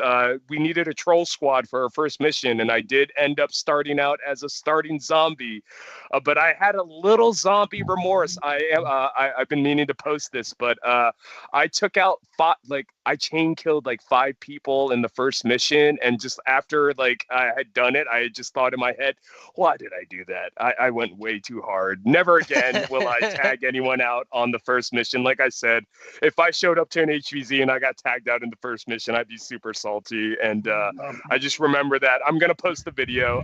It's pretty funny because it was UNCC, the kill box, and just a human horde was there. And I was hiding behind a little wall, and I just popped up 1, 2, 3, 4, 5. And yeah, it was a mess. I felt extremely guilty. But at the same time, brains. So as a zombie, you shouldn't really be taking that kind of remorse at being a bit predatory, because that one tag may make or break the horde at some point, or it'll determine when the snowball starts. And having moderated smaller games and always being in touch with the moderators of larger games, I can tell when the snowball is late to start, the moderators are going to have a hard time. And if the snowball is starting up too early, the moderators might also have a hard time. So just, let them know if you feel like it went too far, and they're going to look into it. But you should never be the one yourself that's pulling back on that predatory behavior as a zombie. I forgot to mention it at the beginning of the show, but of course we have Survival Fest coming up at the end of the month. We also have Armageddon that was formally announced for the end of June. That's going to be happening on the West Coast, courtesy of Chris Cartea and I think Jason Bilas. So super excited that will be happening again, a 2-day event. They'll be doing, I think they're running a flag push, flag dash comp, as well as their 300 FPS battle. So definitely check that out. Also, Pre-POC has been announced. The prelude to APOC BPOC this year is going to be in June as well. So if you're not able to make it out to APOC or BPOC, or you just don't have enough much, or you want more POC, definitely go check that out.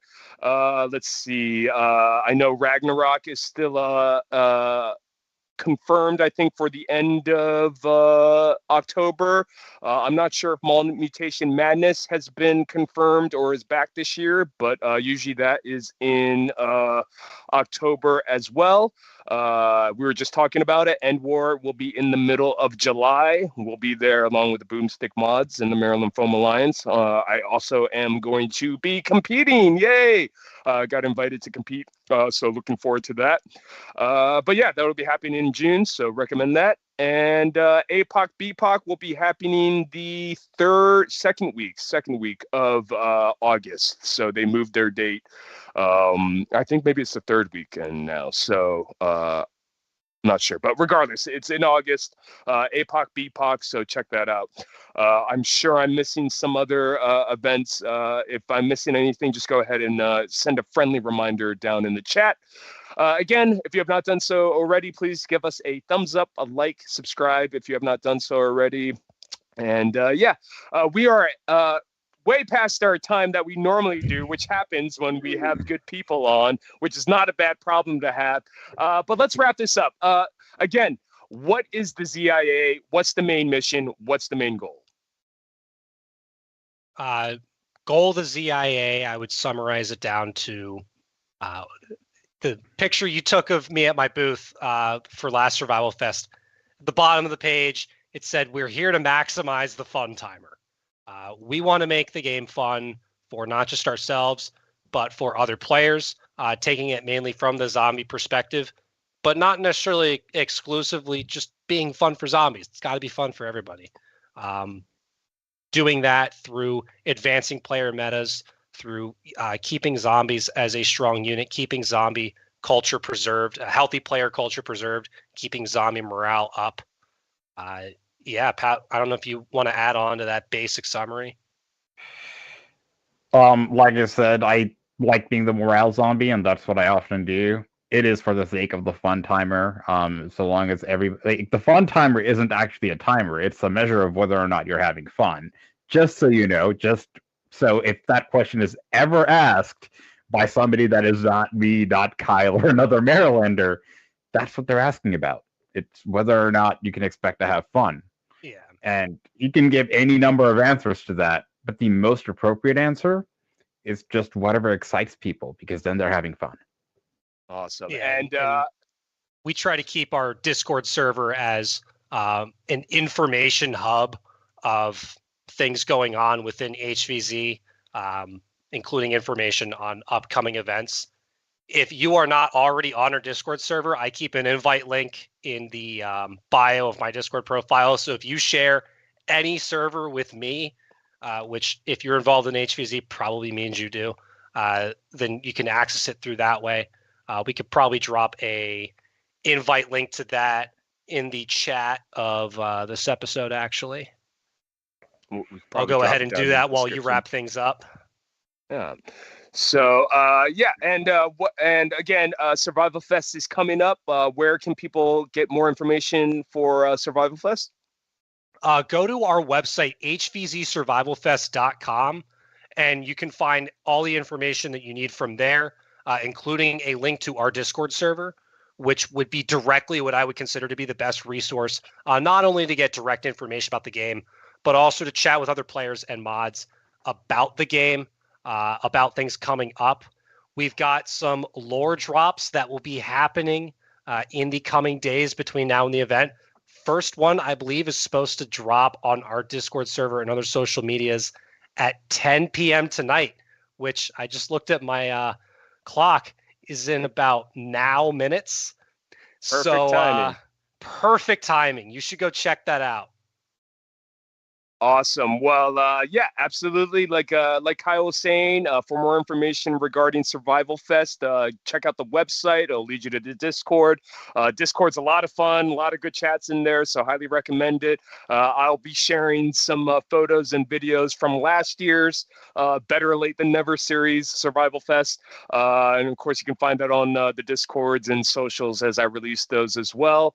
And also, you'll be able to find Pat and Kyle at our local events sometimes. Kyle is one of our field admins for Southern Maryland House of Nerf, and Pat has been known to attend some of our events. So if you are ever in the area or attended UMBC missions, whatever that may be in the future, you may be lucky enough to stumble upon them. But I want to thank you both. Thank you so much for coming on this evening. The show ran extremely long just because HVZ and zombies are awesome.